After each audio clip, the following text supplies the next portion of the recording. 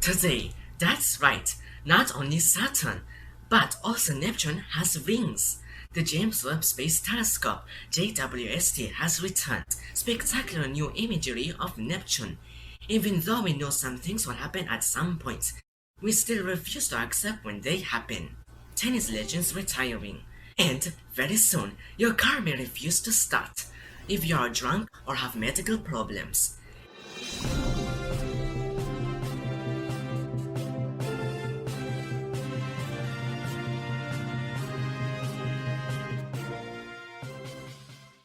Hello there, welcome to today's edition of MW Newscast with Michael, your host. These are the details for today's stories.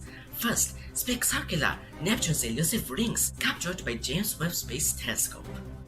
For a very long time, Saturn was thought to be the only planet in our solar system to have rings, which were discovered by astronomer Galileo Galilei nearly 400 years ago with a very simple telescope developed by himself. Since then, astronomers have used bigger and better telescopes to observe and explore the planets. During the past decades, they have found rings around all of the outer gas giant planets: Jupiter, Saturn, Uranus, and Neptune. Few days ago, the James Webb Space Telescope has captured the clearest views of Neptune and striking images of its rings, some of which had not been detected during NASA's Voyager 2 flyby in 1989. Neptune, the eighth and the most distant planet from the Sun, is something of an oddball, even by the weird and wonderful standards of our solar system. The ice giant owes its spectacular blue hue to the presence of its methane in its crushing atmosphere, where it is thought to be so hot and dense that it quite literally rains diamonds. Neptune's rings reveal themselves as a collection of well-defined halos circling the ghostly planet, punctuated by a population of diffuse dust bands. 7 of Neptune's moons can also be seen dotting the image, including the brilliantly luminous Triton. Additional Webb studies of both Triton and Neptune are planned in the coming year. Wonderful instrument, the James Webb Space Telescope is showing us the universe as never seen before. Next story, news we knew will come, but we did not want to read. The timing of it all hardly could be more symbolic. 2 tennis legends retire from sport during this month. Roger Federer and Serena Williams, who were born a month apart, August and September 1981, respectively, now retire from the sport just a few weeks of each other, both on their own terms and own words.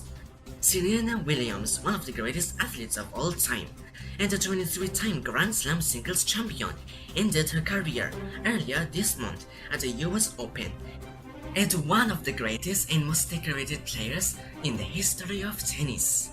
Federer leaves the game with one of the greatest competitive records in its history: 103 tour singles titles, 20 Grand Slam singles titles, 310 weeks ranked number 1, and a record 6 victories in season-ending tour finals. And perhaps most remarkably, given his long run, he never was forced to stop playing a match he had started because of an injury. His final professional appearance was over the weekend in London at the Lava Cup. Both athletes have inspired many young tennis players, and some of those young athletes were competing with them on the tour. Their impact on tennis has been felt across the globe for the past 2 decades. What legendary and inspiring careers! We wish them all the best in their new endeavors.